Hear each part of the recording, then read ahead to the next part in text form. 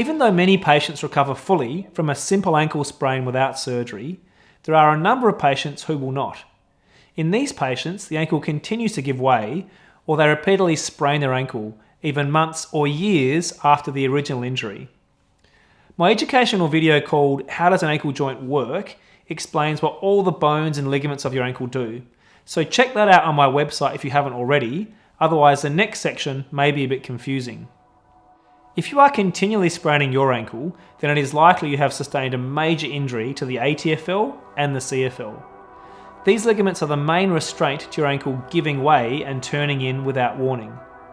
In chronic ankle instability, the ATFL and CFL are a bit like overstretched elastic bands. They can no longer provide normal support to your ankle.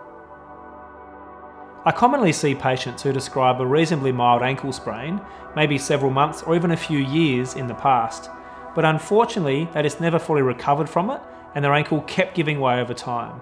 And this is a classical history of a simple ankle sprain turning into a complex ankle sprain.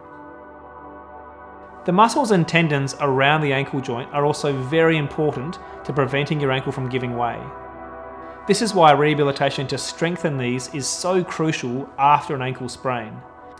But sometimes even the best rehabilitation isn't enough to compensate for badly torn and stretched out ankle ligaments.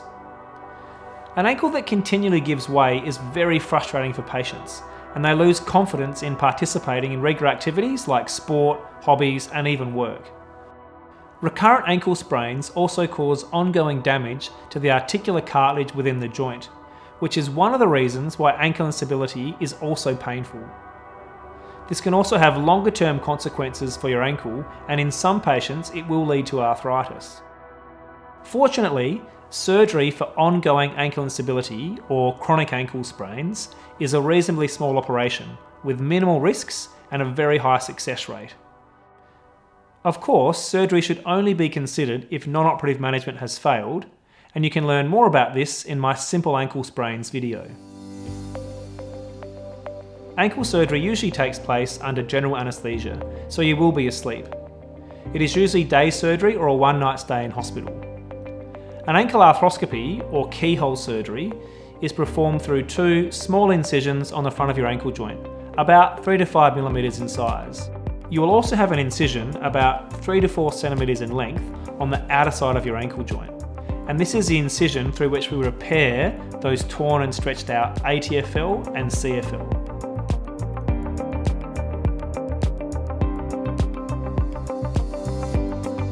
Sometimes a patient may also have a chronic syndesmosis injury that has not previously been diagnosed. Now you can learn all about that injury and surgery on my complex ankle sprains and syndesmosis injuries videos. Through the small incision on the outer side of your ankle, we locate the torn and stretched out ATFL and CFL. These are then repaired and retensioned firmly back to the bone with suture material. The crucial aspect of this surgery is to securely repair these ligaments in place, as this allows a patient to mobilise quickly and get moving after the surgery. Now these ankle ligament repairs are not an ankle reconstruction, although many patients and some surgeons might refer to them as that. With reconstruction surgery, we are literally taking a tendon from somewhere else in the body and using that to reconstruct or replace a torn ligament. But the surgery that I'm describing is simply repairing and retensioning the torn ligaments that are already there. Because we're not reconstructing anything, the recovery and return to full activities is much faster. Because I have a special interest in acute ankle injuries, I keep some appointments free every week to see patients who need to be seen quickly. This means I can usually see you within a few days if required, and surgery could be arranged soon after this if necessary. If you'd like to talk to me about your ankle, then please call my rooms at any time to arrange an appointment.